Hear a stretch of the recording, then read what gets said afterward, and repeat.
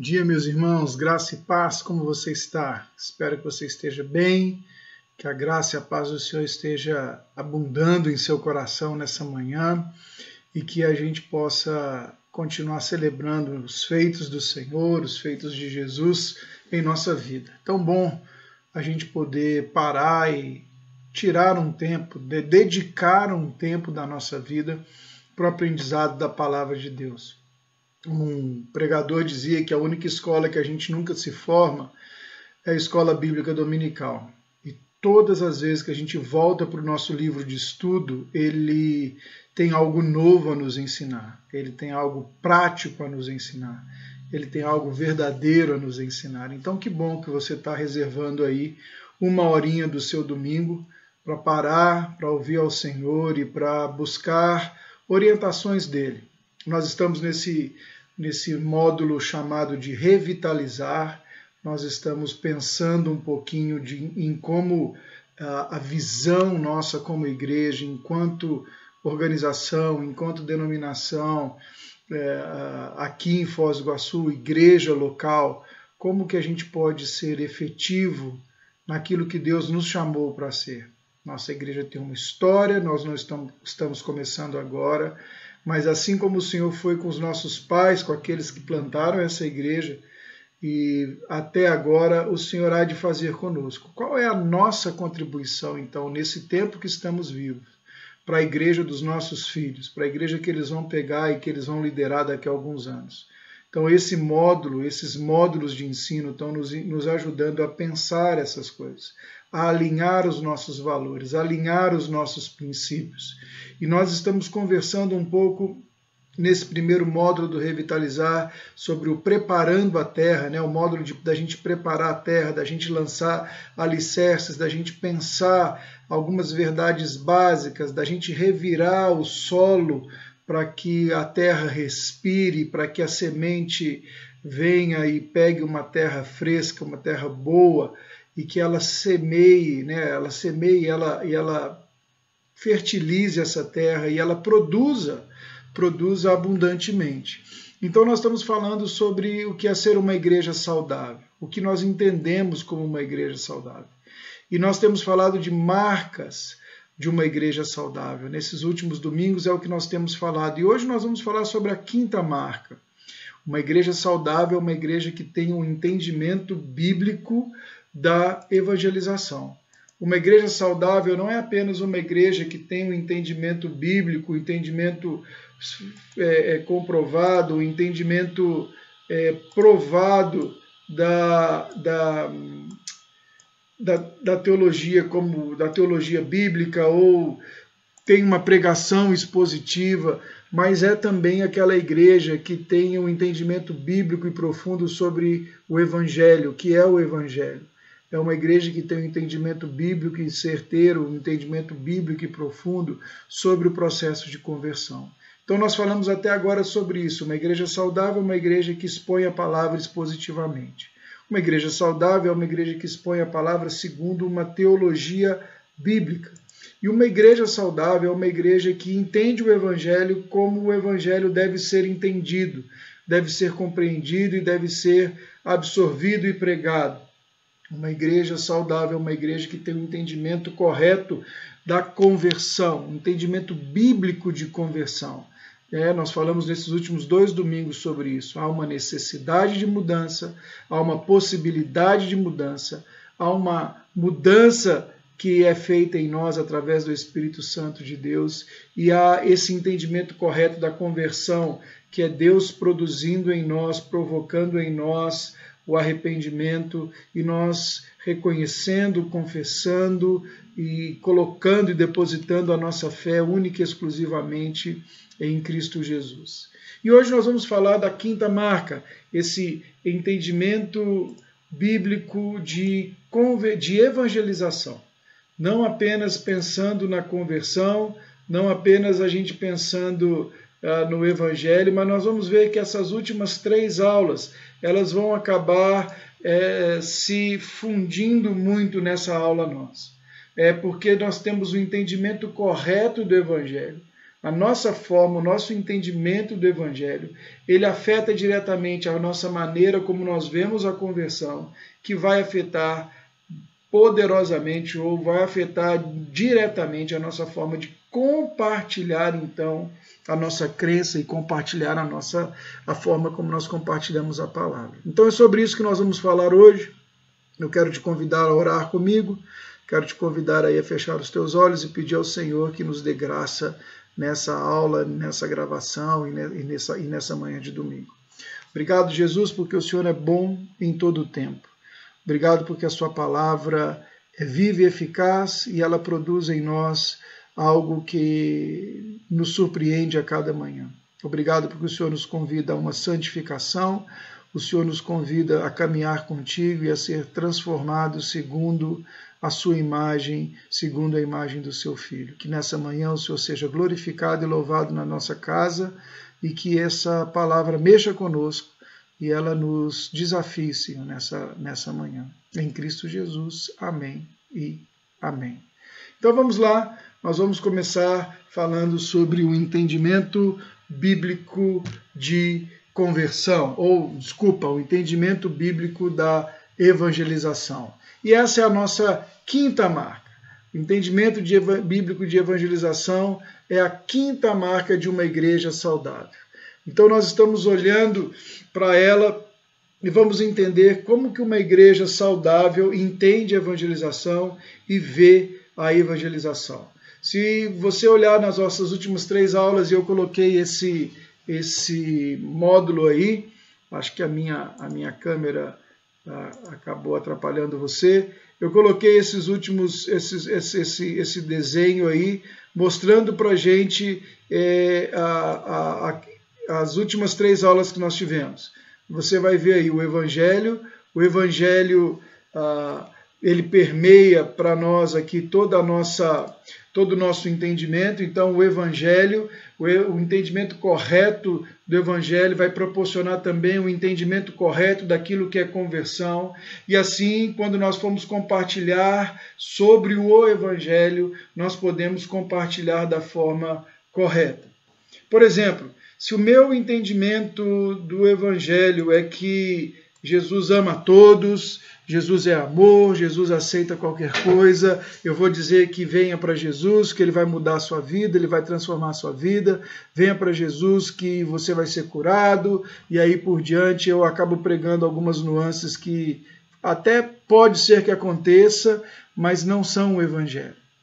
Eu posso também levar a pessoa, se eu entendo que a conversão é basicamente aquilo que nós falamos, um assentimento moral, então eu posso terminar o meu tempo com aquela pessoa, a minha conversa com aquela pessoa e simplesmente convidá-la a fazer uma oração e dizer, agora que você crê, você está salva, pronto, tudo bem, procura uma igreja, mude alguns hábitos seus e agora você está convertido.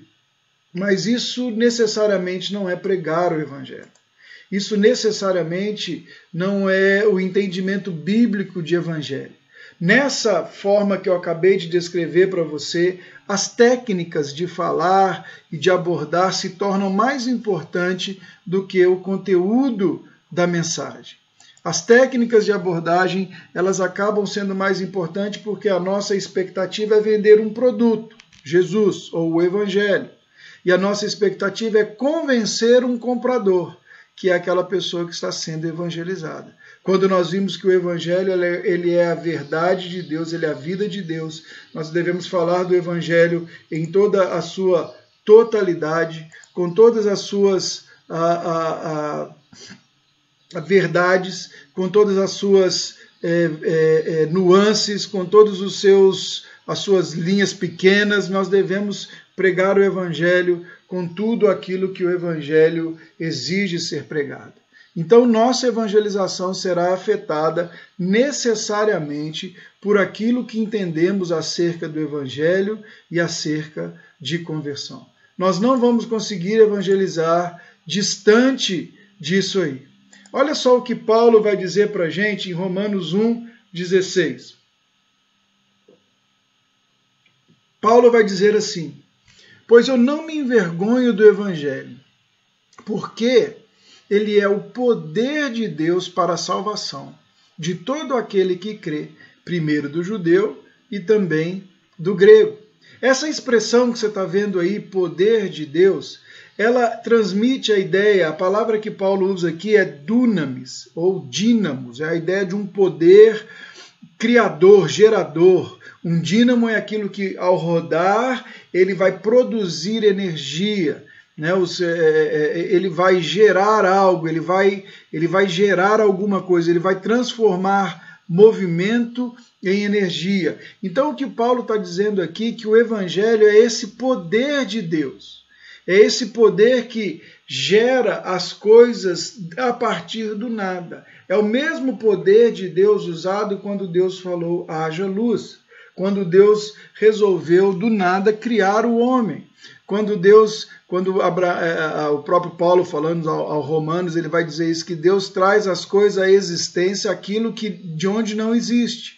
Então, segundo Paulo, o Evangelho é a manifestação mais poderosa de Deus, ao ponto de trazer à existência as coisas de onde elas não existem.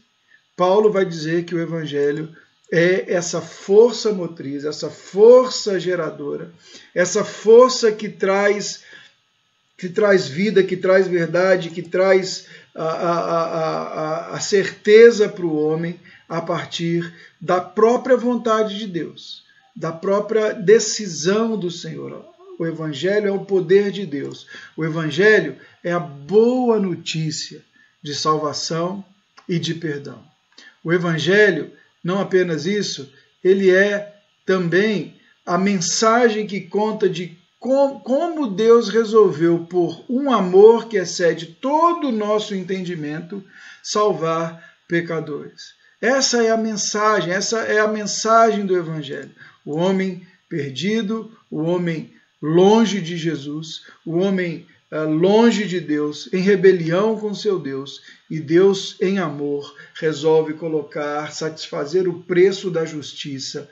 Ele pega esse homem que estava morto nos seus delitos e nos seus pecados, ele revigora, ele dá vida a esse homem, ele traz esse homem de volta à vida e ele imputa sobre Jesus o preço do pecado desse homem. Ele supre em Jesus o preço da justiça. Ele traz em Jesus, ele satisfaz em Jesus a justiça e ele forma então nesse homem, ele faz nesse homem, traz esse homem, satisfaz esse homem e forma para si um povo.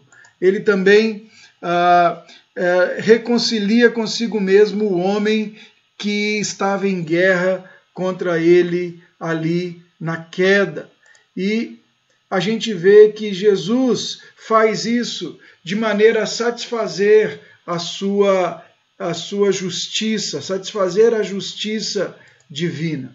Jesus, como profeta, ele vem e ele anuncia a mensagem da cruz. Como sacerdote, ele se coloca como propiciação dos nossos próprios pecados e como rei, ele vem reivindicar o seu lugar de governo nas nossas vidas.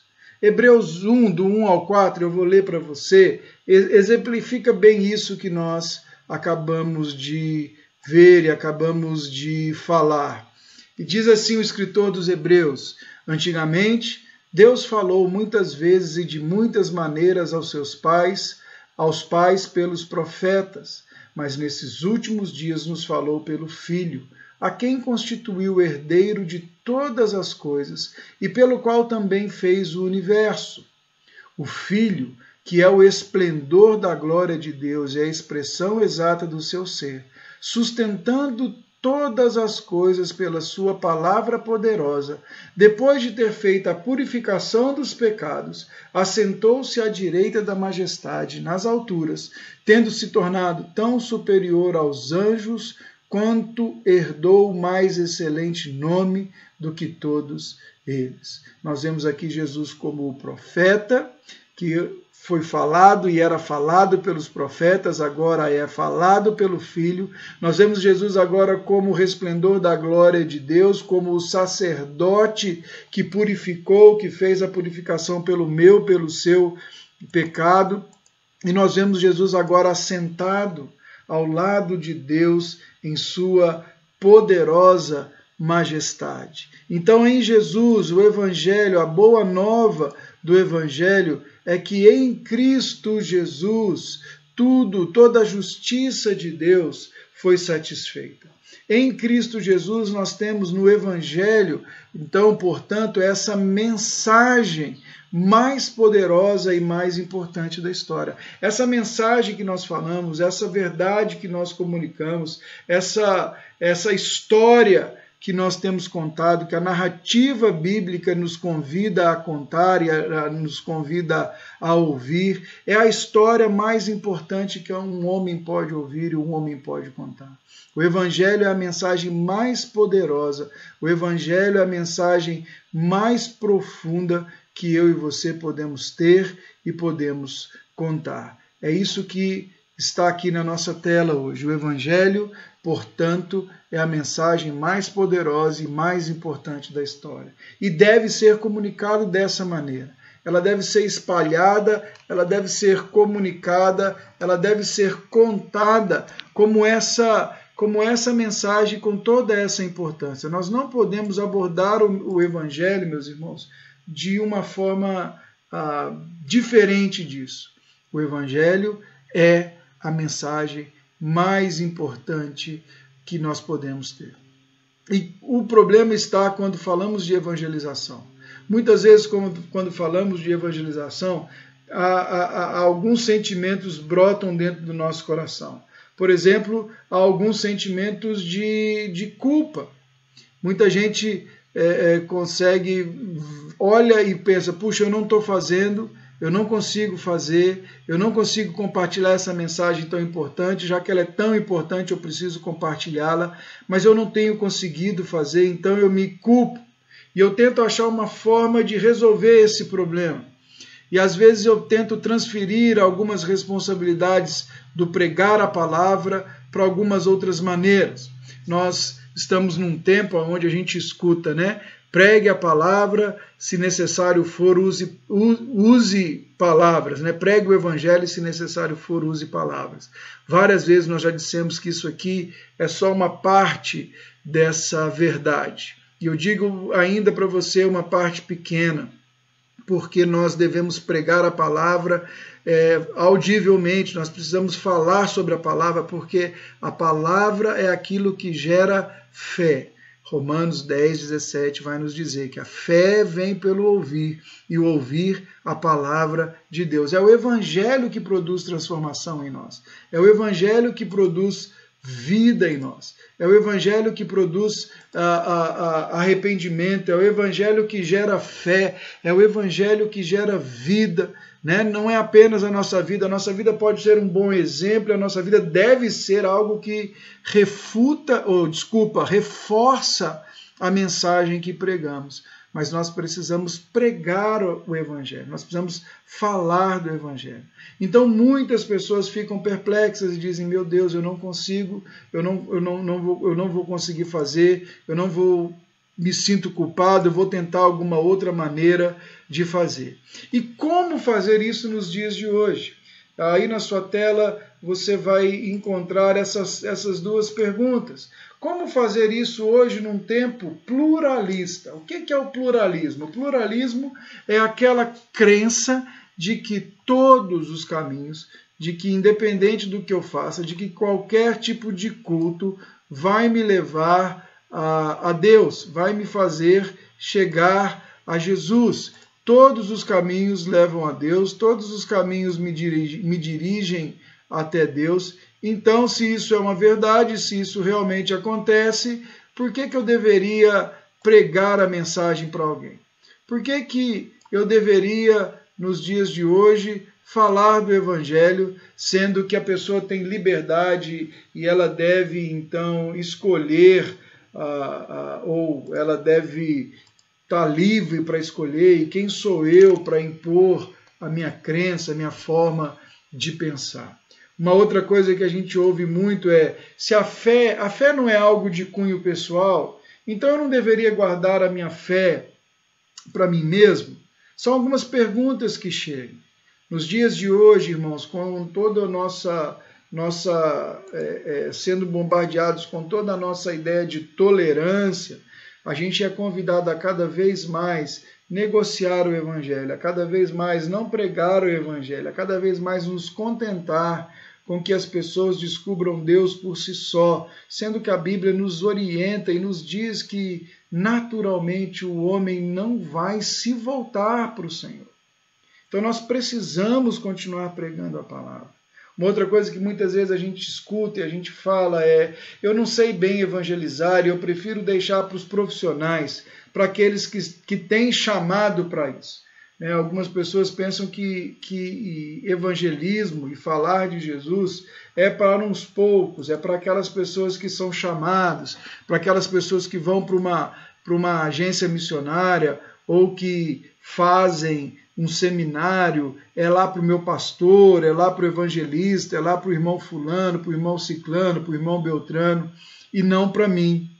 E, na verdade, o que a gente acaba entendendo, e o entendimento bíblico, e pensando também no entendimento de uma igreja saudável, é esse entendimento aqui, ó. Uma marca distintiva de uma igreja saudável é a prática aliada a um entendimento bíblico de evangelização. Não apenas a gente saber aquilo que a gente vai aprendendo sobre o Evangelho dia após dia, não apenas a nossa pregação expositiva sendo colocada no púlpito, não apenas a nossa teologia sendo bíblica, coerente com todas as Escrituras, não apenas a gente entendendo bem o Evangelho de Jesus, entendendo bem aquilo que o Senhor nos chamou para viver e para fazer, mas isso tudo sendo colocado em prática. Isso tudo sendo colocado em movimento na minha e na sua vida.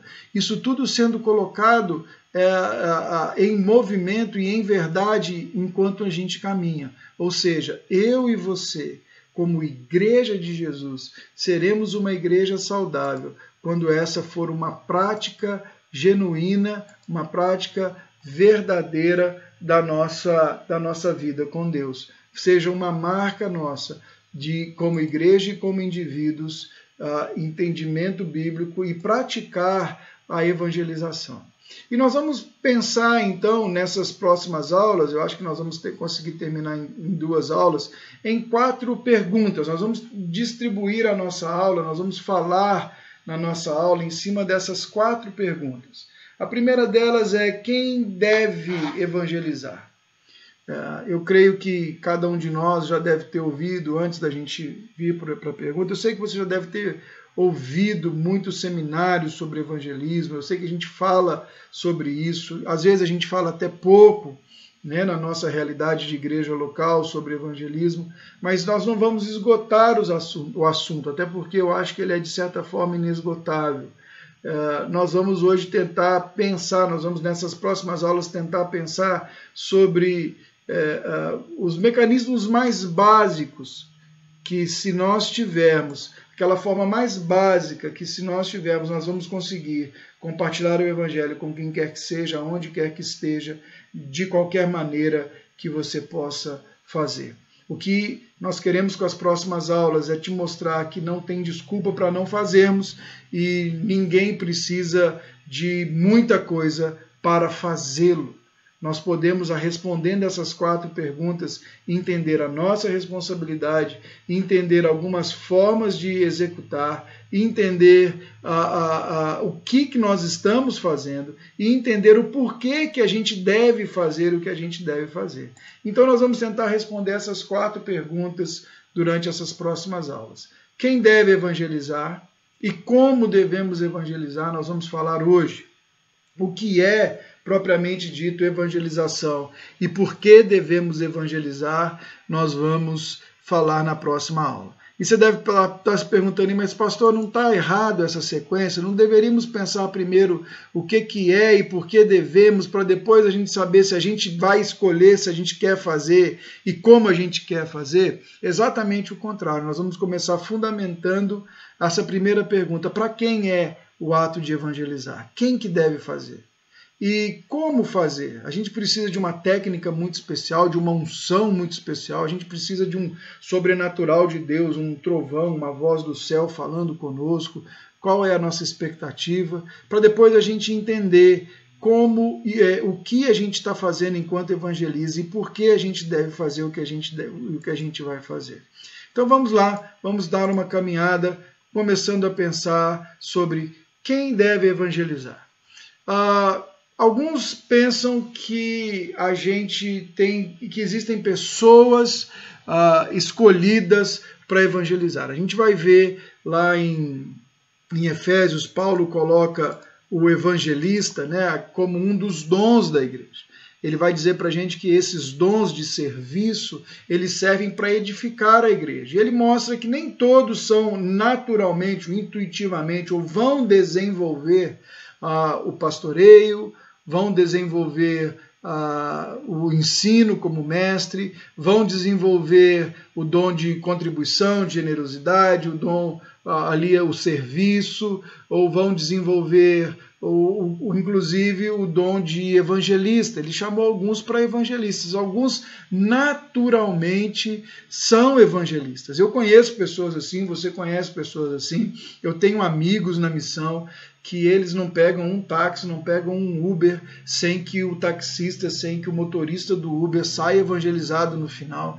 E é algo natural, não é algo forçado, faz parte deles, eles são evangelistas. Eles conseguem fazer o plano da salvação parecer muito simples, eles conseguem fazer a mensagem da cruz parecer muito real, muito verdadeira, eles conseguem achar ganchos na conversa que eu sequer imaginava que eles estavam ali, porque eles têm uma naturalidade em fazer. No entanto, quando a gente pega essa mesma pessoa e ela vai aconselhar, nós percebemos que o aconselhamento é mais difícil.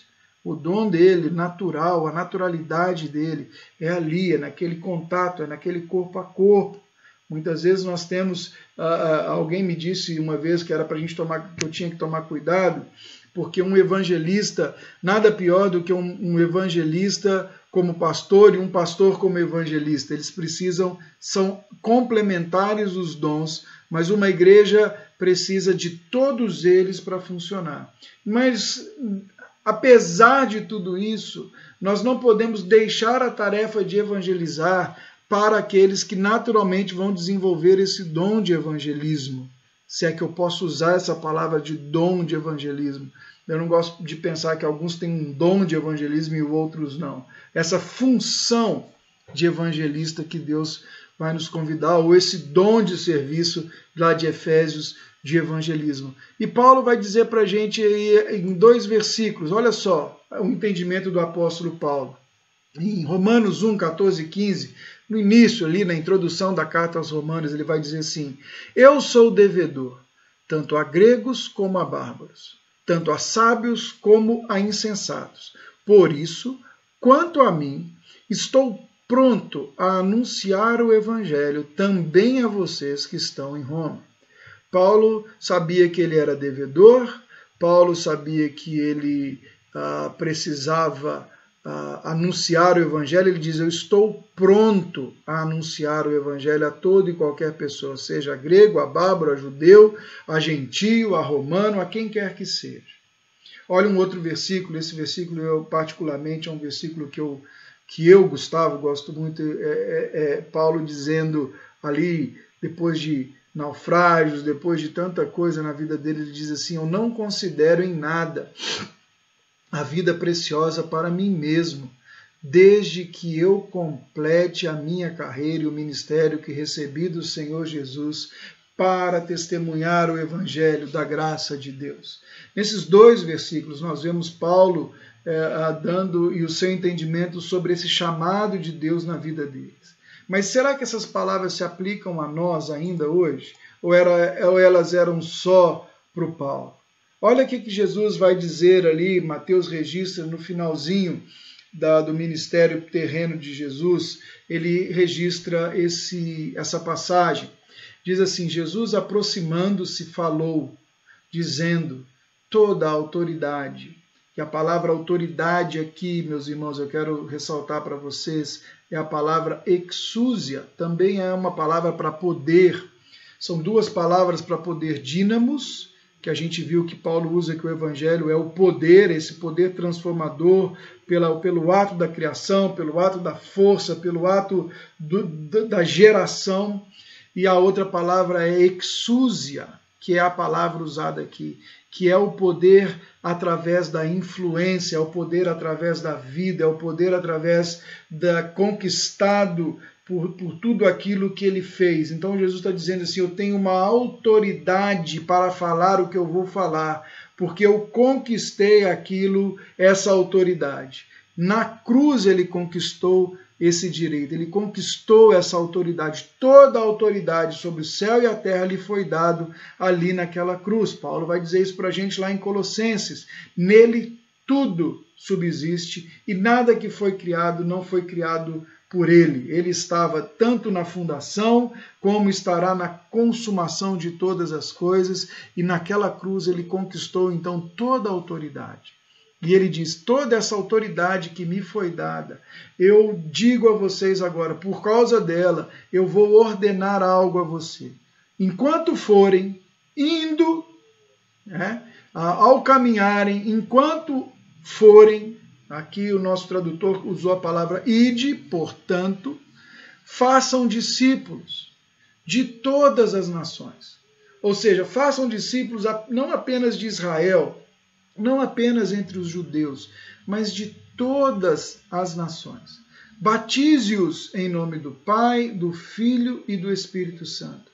Ensine-os a guardar todas as coisas que vos tenho ordenado. E eis que estarei convosco, eis que estou convosco todos os dias, até a consumação dos séculos. Esse versículo é conhecido como a grande comissão de Jesus. Esse versículo é conhecido como as últimas palavras, como o ide do Senhor. Muitas vezes nós escutamos mensagens missionárias baseadas nesse versículo. Muitas vezes nós escutamos estudos baseados nesse versículo. E é interessante que a tradução para a gente, a ideia do ide, é como se fosse uma ordem, ela é imperativa, mas a tradução da palavra grega aqui também se encaixa perfeitamente em indo. O indo, ela traz o gerúndio, ela traz um ato constante, uma ação constante. A ideia do id pode ser você ir num determinado tempo e não ir depois em outros momentos. Mas o indo, ele traz para a gente uma ideia de que é a todo tempo. É enquanto eu e você estivermos por aqui. É enquanto eu e você formos discípulos de Jesus. Se você é discípulo de Jesus, assim como eu sou discípulo de Jesus, ele está nos dando uma comissão, ele está nos dando uma ordenança. E essa ordenança é para que a gente vá. E enquanto nós formos, enquanto nós caminharmos nessa terra, a gente faça novos discípulos. Discípulos meus? Não, discípulos de Jesus. Essa é a chamada grande comissão. Quando esses discípulos entenderem o Evangelho, eles vão professar a fé deles, eles serão então batizados em nome de Jesus. Batizados em nome do Pai, em nome do Filho e em nome do Espírito Santo. Eles serão ensinados a guardar todas as coisas. Vejam bem, todos os verbos aqui, ir, fazer, batizar e ensinar, eles vão mostrar para a gente toda a ação exigida nessa grande comissão. E ela é interessante, essa grande comissão, primeiramente, ela é imperativa. Ele começa a dizer para a gente, ide. Ela também é pessoal, ele está falando para os seus discípulos. Ide, indo. A grande comissão é imperativa, a grande comissão é impessoal, a grande comissão ela é atemporal, ela se aplica a todo tempo e a todo lugar. Ela foi para aqueles discípulos e ela é para nós. Enquanto houver um discípulo de Jesus, essa grande comissão se aplica a ele, seja no século I, no século XX ou no século XXV, se nós chegarmos até lá. Essa grande comissão, ou esse comissionamento, se aplica a eles, portanto, ela é atemporal. Ela é normativa, ela é pessoal, ela é atemporal, ela é supracultural. cultural, ela é acima de qualquer cultura. Ela deve ser comunicada a todas as nações da terra, ou em grego ali é ta etne, todas as etnias, todos os povos. Muitas vezes nós temos a ideia de nações como um país. Você olha, por exemplo, para o Afeganistão, ou você olha para um país na África, lá para o Congo, para Uganda, e você pensa, não, aquilo ali é uma nação. Mas o que a Bíblia está dizendo para a gente de ta etne é cada etnia. Uma nação é composta de várias etnias. Então, em Uganda, você tem o povo tal, o povo tal, o povo tal, o povo Y, o povo X. Todos esses povos são, na linguagem da comissão bíblica, uma nação a ser alcançada, uma etnia a ser alcançada. Não sei se você sabe, nós temos hoje mais de 1.700 línguas que ainda não foram traduzidas o Evangelho, em que não tem uma linha da Bíblia traduzida para essas línguas e que pessoas ainda não ouviram o Evangelho de Deus. Eu estive num lugar na Tailândia, fronteira com Mianmar, onde as pessoas não sabiam, não conheciam a história de Jesus, não conheciam o Evangelho, não sabiam, nunca tinham ouvido sobre o Evangelho e sobre quem é Jesus. Para eles, Jesus era um nome como qualquer outro nome, e não o nome acima de todo o nome. Então, ela é supracultural. A cultura não molda a pregação do Evangelho. Ela não se molda à cultura. Pelo contrário, o Evangelho submete a cultura. E isso aqui é um fator delicado para a gente falar, e a gente deveria ter tempo. E o que eu estou querendo dizer aqui? Gustavo, então você está falando aqui de um imperialismo cultural, onde o missionário vem e enfia as verdades dele goela abaixo, a forma de viver. Não, não é isso que eu estou dizendo. O que eu estou dizendo é que em toda cultura, como diz Don Richardson, tem algo apontando para Jesus. E toda cultura tem fatores muito ruins e que precisam ser redimidos ou precisam ser abandonados. E o Evangelho é a resposta a tudo isso. O Evangelho é a baliza pela qual toda cultura deve se moldar e não o contrário. Eu não vou deixar de pregar porque a minha cultura aqui, o meu tempo hoje diz que se eu falar sobre Jesus, isso aí é proselitismo e eu vou ser preso porque eu não posso fazer isso ou porque é politicamente incorreto. É isso que eu estou querendo dizer, tá, irmãos? Então ela é supracultural, o Evangelho é supracultural. E uma outra coisa também é que é prioridade. Ela deve ser prioritária para todo crente, para todo cristão, para todo aquele que conhece a Jesus e para todo aquele que conheceu a Jesus, para todo aquele que caminhou com Jesus. Então essa comissão foi dada pelo Senhor para todos os crentes. E o Novo Testamento mostra como essa comissão é para todos os discípulos de Jesus e como a igreja levou a sério essa grande comissão que lhe foi dada nos primeiros anos da sua tarefa. Especialmente se a gente olhar para o livro de Atos.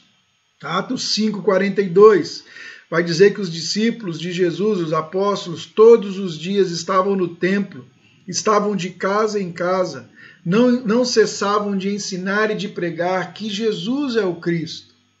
Atos 8, eles, porém, tendo dado o seu testemunho, pregado a palavra do Senhor, voltavam para Jerusalém e evangelizavam muitas aldeias dos samaritanos.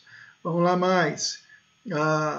Atos 13, Paulo e Barnabé falando ali, ele vai dizer, e nós anunciamos a vocês o evangelho da promessa feita aos nossos pais. Eles anunciavam, onde iam, o evangelho estava sendo anunciado. E ainda Paulo e Barnabé, senhores, por que estão fazendo isto? Nós também somos seres humanos como vocês, eles estavam endeusando Paulo e Barnabé, né? Como vocês, sujeitos aos mesmos sentimentos, e anunciamos o evangelho a vocês para que se convertam dessas coisas vãs. Vãs ao Deus vivo, que fez o céu, a terra, o mar e tudo que nelas há. E aí continua, e ele vai terminar esse discurso dizendo: e tendo anunciado o evangelho naquela cidade e feito muitos discípulos, Paulo e Barnabé voltaram para Listra, Icônia e Antioquia. Mas será que era só para os profetas, os apóstolos? A Bíblia vai indicar para a gente que todos os crentes receberam isso e não apenas os apóstolos. Vamos olhar esses versículos do capítulo 8 de Atos, que está aí na sua tela. Atos 8, do 1 ao 4, diz assim: e Saulo consentia na morte de Estevão. Naqueles dias teve início uma grande perseguição contra a igreja em Jerusalém. Todos, veja bem, exceto os apóstolos, foram dispersos. Todos quem? Todos os discípulos, pelas regiões da Judéia e da Samaria. Alguns homens piedosos sepultaram Estevão e fizeram grande lamentação por ele. Saulo, porém, queria destruir a igreja, indo de casa em casa, arrastava homens e mulheres, lançando-os na prisão. Enquanto isso, olha bem, os que foram dispersos iam por toda a parte pregando a palavra.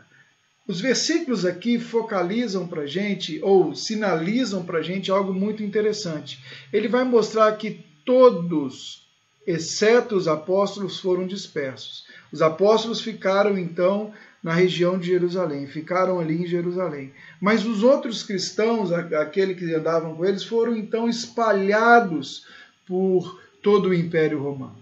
Foram dispersos por todo o Império Romano. E enquanto eles foram dispersos, eles iam pregando o Evangelho.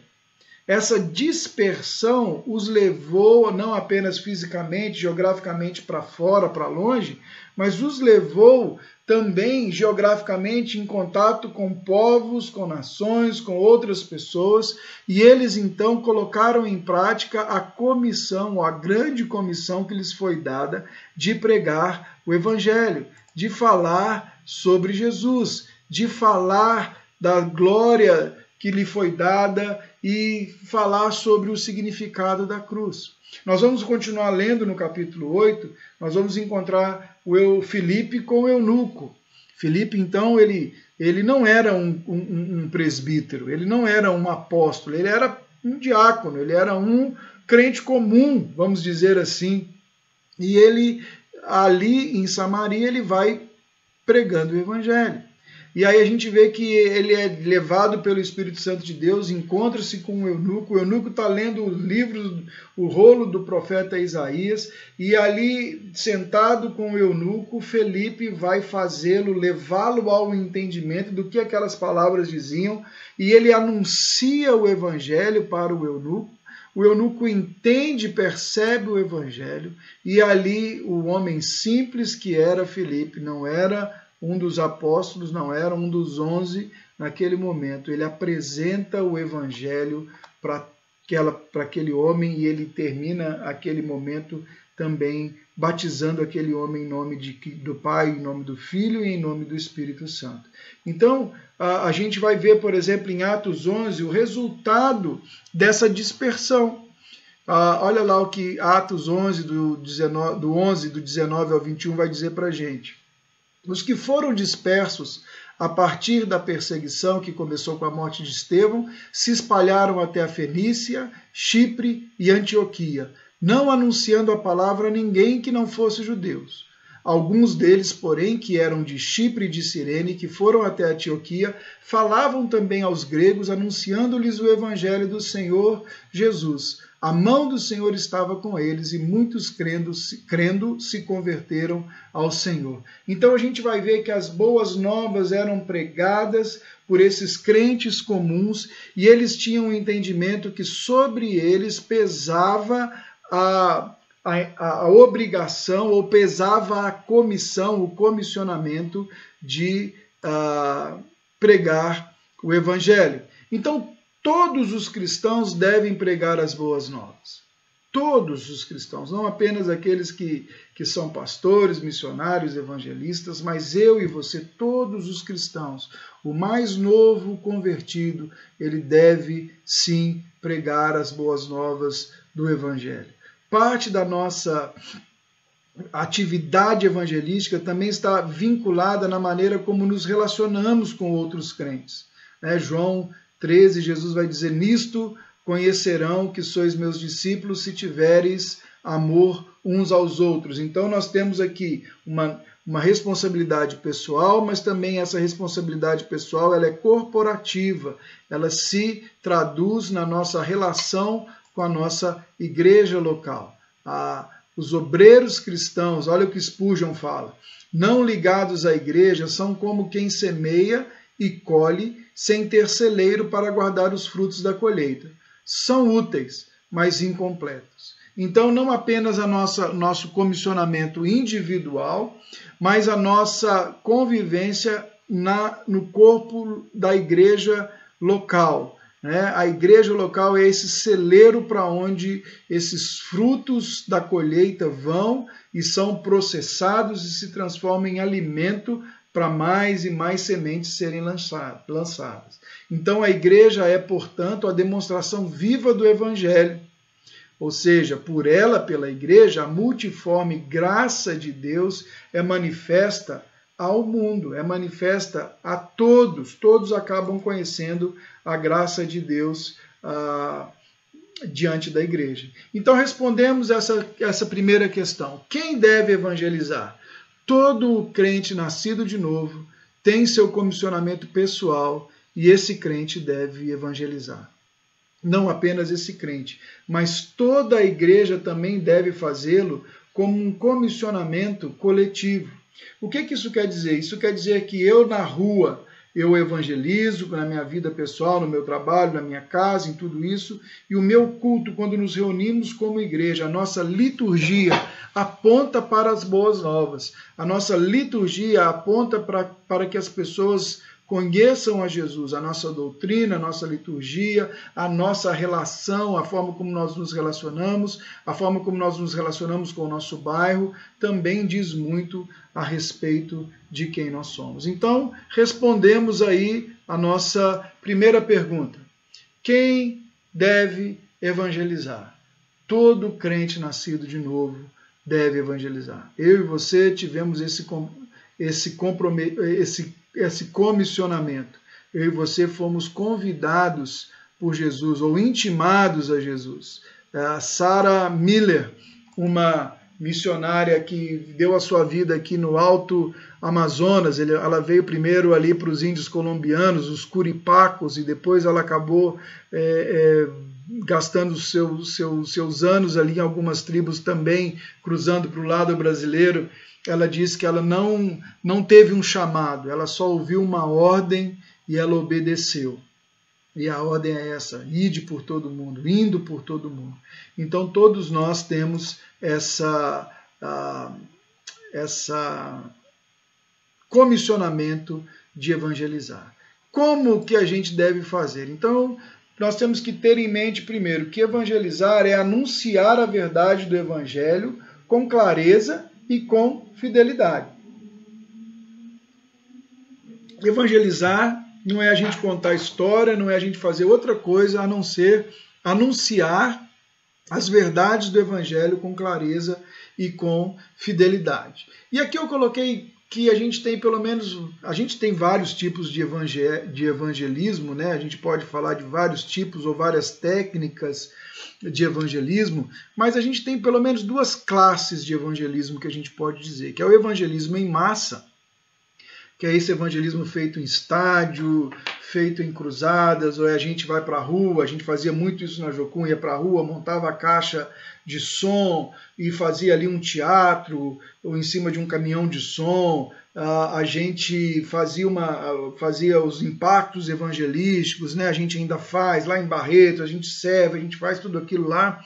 É o chamado evangelismo em massa, o teleevangelismo, por exemplo, que foi muito comum nos anos 80, o evangelismo como Billy Graham fazia, de lotar estádios, em sua grande maioria de pessoas não convertidas, né? Esse evangelismo em massa, você traz um público, você prega o evangelho, você faz a coisa, torna a coisa massiva, divulgada, é um tipo de evangelismo. A gente conhece histórias de pessoas que alugaram aviões e distribuíram, jogaram folhetos sobre a cidade, uma série de estratégias que essas pessoas têm, esses ministérios têm, e a efetividade aí cada um tem que fazer a sua avaliação. E tem também a ideia do evangelismo pessoal. É aquele evangelismo que a gente desenvolve através de relacionamento. É aquele evangelismo que você tem como fazer sem ter uma grande estrutura. Você não precisa de um palco, você não precisa de um ônibus, você não precisa de uma banda. Não, você tem você e só você pode executar, e você pode fazer, e você pode colher os frutos desse evangelismo. Então eu queria que a gente pensasse aqui, em pelo menos nós vamos falar em seis orientações sobre o evangelismo, mas eu quero começar com um videozinho para você sobre o que não fazer, né? Eu acho que é interessante, é um vídeo bem humorado, então eu gostaria que você assistisse aí algumas dicas de o que você não deve fazer num processo de evangelismo pessoal. Jesus te ama! Jesus, mas preciso! Olha Jesus, compra um, leva três em o Pai, o Filho e o Espírito Santo. Água de coco ou água da vida, pra mim não tanto faz. Leva Jesus porque Jesus é mais. Olha, valeu a tentativa. Mas tente ser mais suave, não faça pressão. Experimentar? Quer experimentar? Vem, aqui ó. Aqui. Quer experimentar Jesus? Quer experimentar Jesus? Aqui, não? Hã? Aceitar Jesus? Ei, conhece Jesus? Conhece? Jesus? Tem Jesus? Não? Puxa. Também não precisa ser tão discreto assim. Seja mais natural. Ei, turminha! Tudo batuta aí, piazada? Só, ei, guri, Jesus te ama, meu. Só, pode escrever. Não! O que você está fazendo? Seja você mesmo, não force a barra. Em relação à igreja mesmo, é isso aí. Minha mãe sempre quis me levar pra lá, eu sempre... Esse cara não para de falar um segundo. Nossa, ele tá com alface no dente. Olha o tamanho. Mas às vezes eu acho que eu preciso, cara, porque às vezes tem muito problema lá em casa, né? Ai, esqueci de buscar minha avó no karatê. Aí ela vai me matar.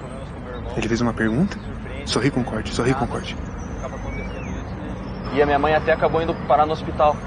Ah não, é treta, cara triste. Ufa, foi por pouco. Meu, presta atenção. É muito importante ouvir o que a pessoa tem a dizer. Olá, varão. A paz. Glórias. Meu vaso querido. Você está passando por algum deserto, algum vale de ossos secos? Eu vim lhe trazer o bálsamo de Gileade, o poder do Pai, o manto santo, te tirar das densas trevas. Eu vim te lavar no sangue do Cordeiro. Ei, amado, vigia esse evangeliquez, hein? Pensar então, meus irmãos, em pelo menos seis maneiras que a gente poderia, ou seis formas que a gente poderia seis orientações bíblicas para direcionar nesse processo da gente compartilhar e anunciar as boas novas com as pessoas ao nosso redor. Vamos lá. A primeira delas é: diga às pessoas com honestidade que se elas se arrependerem e crerem, serão salvas, mas haverá um preço. Nós precisamos entender que muita gente hoje tem dito que nós não devemos mais falar sobre pecado, sobre inferno, sobre condenação. Um pregador moderno, esses tempos atrás, veio à tona e disse que a pior coisa que poderia ter acontecido para o evangelismo foi as pessoas falarem que as pessoas são pecadoras, estão distantes de Deus e não pregarem o amor de Deus. Dizer que todo mundo é filho, que Deus ama e que essa filiação é o mais importante para mim, para você, ppp, papapá. E na verdade a gente vê que a Bíblia mostra para a gente que a gente precisa ser honesto com relação às coisas. Sim, nós temos que falar sobre pecado, nós temos que falar sobre a nossa culpa, nós temos que falar sobre arrependimento, mesmo isso sendo considerado negativo nos dias de hoje, mesmo isso sendo considerado ruim nos dias de hoje. De acordo com a Bíblia, eu e você temos que tornar as pessoas conscientes de seu estado de perdição e do seu estado de pecaminosidade. Essa parte, ela faz parte do compartilhar as boas novas de Cristo. Reter essas partes importantes e desagradáveis da verdade é algo manipulador. A gente pode anunciar a verdade do Evangelho de várias maneiras, de várias formas, mas nós não podemos negociar a essência da mensagem. Nós não podemos negociar aquilo que nós vamos falar e vamos dizer. Nós não podemos chamar as pessoas e dizer a elas simplesmente que Jesus vai resolver os problemas dela. Eu conversava, se eu não me engano, com o Cassandro 2 dias atrás, e ele estava me compartilhando de um vídeo que ele estava assistindo, onde um pastor acabou encontrando com outro pastor em determinado lugar, em determinado momento, e eles estavam falando sobre essa questão de evangelismo, e esse pastor pediu para que o outro o evangelizasse. E ele disse, então, você tem alguma necessidade? Deus tem um plano na sua vida? O que você precisa? E ele ia respondendo, não, está tudo bem, meu emprego está bem, meu trabalho está bem, minhas finanças estão bem, minha saúde está boa, eu não tenho nenhuma necessidade aparente, meu casamento é muito legal, meu casamento é muito bom. E às vezes a gente aprendeu e a gente acaba apresentando Jesus a partir de uma necessidade. E a gente apresenta Jesus como um resolvedor de necessidades. Mas a Bíblia precisa dizer que a nossa maior necessidade é porque nós estamos mortos nos nossos delitos e nosso pecado. Nossa maior necessidade é ser vivificados por Cristo, é ser perdoados por Deus. Somos pecadores, estamos distantes do Senhor. Mesmo que a pessoa te diga que ela nunca matou, que ela nunca roubou, que ela nunca fez nada de errado, que ela dá lá o dízimo dela, que ela tenta andar direitinho, mesmo assim, somos pecadores. É o que a Bíblia nos diz. Então nós não podemos suprimir partes da mensagem, porque elas podem parecer politicamente incorretas. Elas podem permanecer para a gente politicamente ruins. A segunda orientação que nós podemos olhar e pensar é essa aí. Diga às pessoas com urgência que se elas se arrependerem e crerem, serão salvas. Mas elas têm que decidirem agora.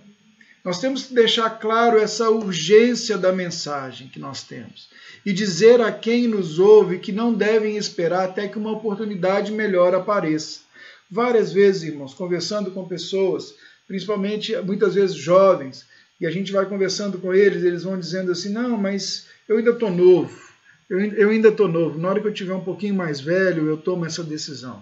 Inconscientemente, inclusive alguns frequentadores de igreja, não vou nem falar crentes, mas são frequentadores de igreja, eles vivem uma vida um pouco dupla, eles vão negociando algumas coisas, aparecem quando querem, quando precisam, exatamente porque lá no fundo do coração deles esse senso de urgência não é claro para eles. Nós precisamos transmitir a mensagem com esse senso de urgência. Há uma mensagem poderosa, você tem a melhor mensagem que pode existir e você precisa transportá-la, você precisa dizer às pessoas, você precisa entender que esse senso de urgência precisa habitar em mim, habitar em você. Olha essa parábola que Jesus conta em Lucas capítulo 13. E Jesus contou a seguinte parábola. Certo homem tinha uma figueira plantada na sua vinha, e vindo procurar fruto nela não achou. Então disse ao homem que cuidava da vinha, já faz 3 anos que venho procurar fruto nesta figueira e não encontro nada. Portanto, corte-a, porque ela ainda está ocupando inutilmente a terra.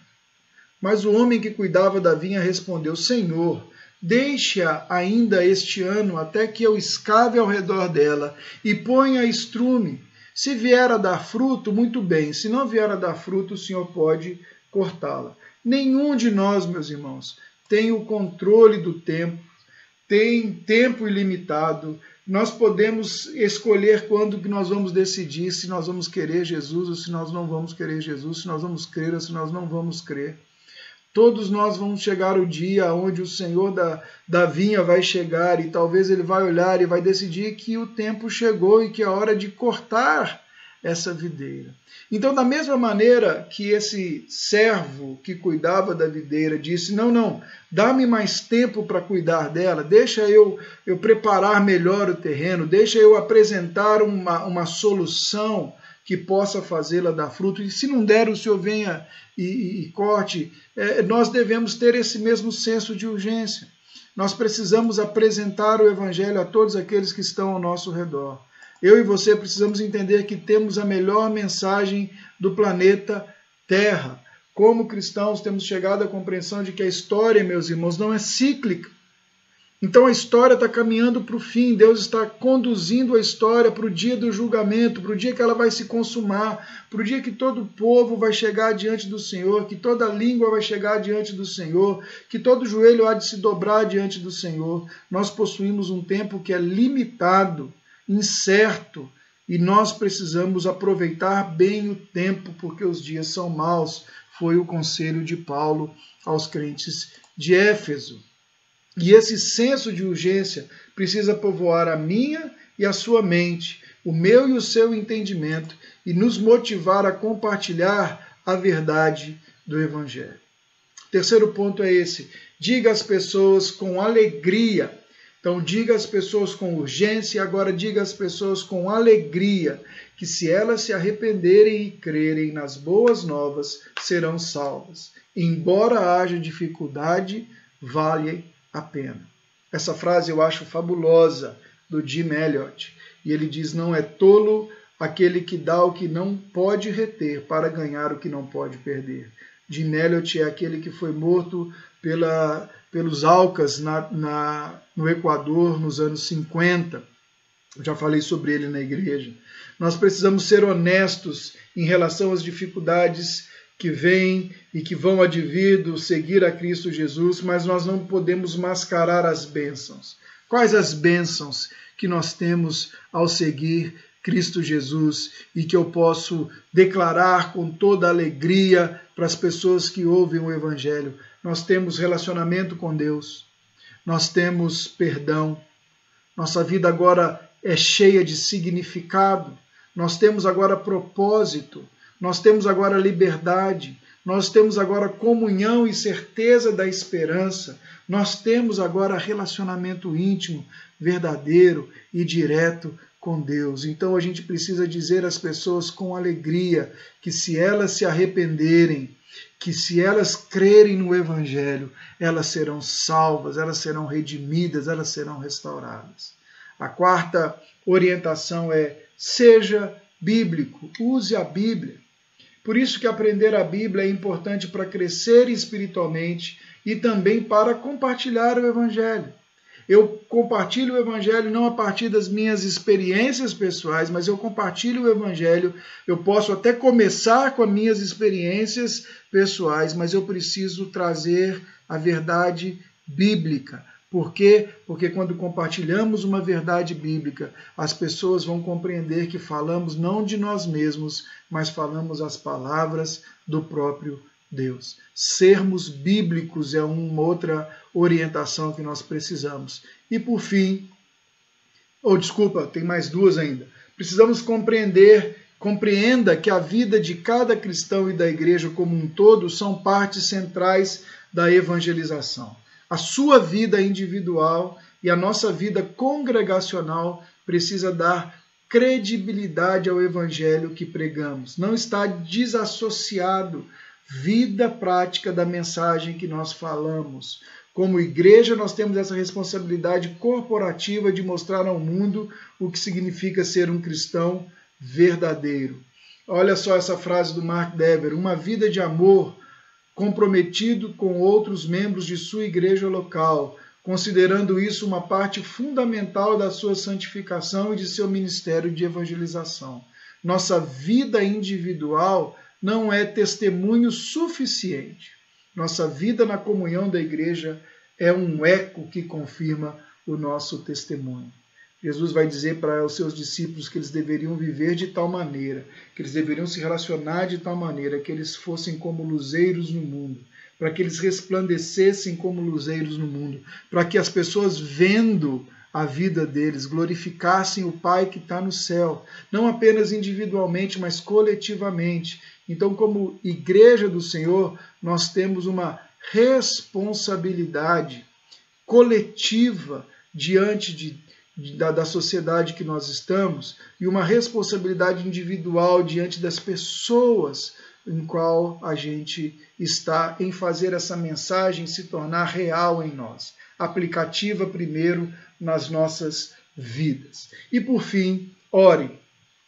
A oração é um fator importante em todos essa orientação e em todos esses processos. Antes, durante e depois, nós devemos permear com oração e apresentar a nossa vida e daqueles que ministramos o Evangelho e apresentamos a Ele. Paulo fala sobre as armas da nossa milícia são poderosas em Deus para destruir todo o sofisma, todo o engano que se levanta contra o conhecimento de Deus. E isso nós fazemos no processo de oração, num processo de busca de Deus, num processo de apresentar as pessoas diante do Senhor, apresentar diante do Senhor a nossa mensagem, pedir para que o Espírito Santo de Deus aplique isso na vida daqueles que estão ao nosso redor. E por fim, meus irmãos, concluindo nossa primeira aula hoje, quem deve evangelizar? Todos nós devemos evangelizar. É a tarefa de cada um de nós o evangelismo. O anunciar as boas novas, o falar do amor de Jesus, o falar do Evangelho, o apresentar esse plano de salvação, de forma que Deus seja louvado, adorado, seja glorificado, seja magnificado. Quem deve fazer isso? Eu, você e nós reunidos como igreja. Como devemos fazer isso? Anunciando a verdade do Evangelho, com fidelidade, com fidedignidade à mensagem, com a apresentação clara do Evangelho, com oração, com alegria, com senso de urgência, com toda a mensagem, independente daquilo que se diga por aí. Que o Senhor nos abençoe, que o Senhor nos ajude nesse processo de sermos uma igreja que demonstra a marca bíblica da evangelização e que a gente possa falar do amor de Cristo Jesus. E eu vou dizer para vocês, irmãos, evangelismo não é uma ferramenta apenas para crescimento da igreja. Ao pregar o evangelho para alguém, você está dando a oportunidade de que o Espírito Santo de Deus haja naquela vida e que essa pessoa seja incluída no reino de Deus, para que a eternidade dela seja transformada e seja mudada. Nós precisamos ter um entendimento bíblico de evangelização. Nós não iremos crescer como igreja se eu e você não evangelizarmos, se eu e você não apresentarmos o Evangelho de Cristo Jesus. Se as pessoas ao chegarem na nossa igreja não verem as marcas do Evangelho em mim e em você e na nossa convivência diária. Que Deus nos dê graça, que você consiga pregar o Evangelho para as pessoas mais próximas da sua casa, que você consiga anunciar o Evangelho com a sua vida, com o seu comportamento, com a sua maneira de ser e principalmente que a verdade do Evangelho seja real para você. Que esse senso de urgência, que a alegria e que o Evangelho inegociável faça parte da nossa vida e que eu e você possamos apresentar o Evangelho com lealdade e fidelidade a todo que pedir a esperança e a razão daquilo que cremos. Que Deus te abençoe. Nos vemos nessa noite em Cristo Jesus. Senhor, nos abençoa. Sê conosco. Aplica essa mensagem ao nosso coração, Cristo Jesus, e que a sua graça seja abundante na vida de cada um de nós. Em nome de Jesus. Amém e amém. Que Deus te abençoe. Até mais tarde.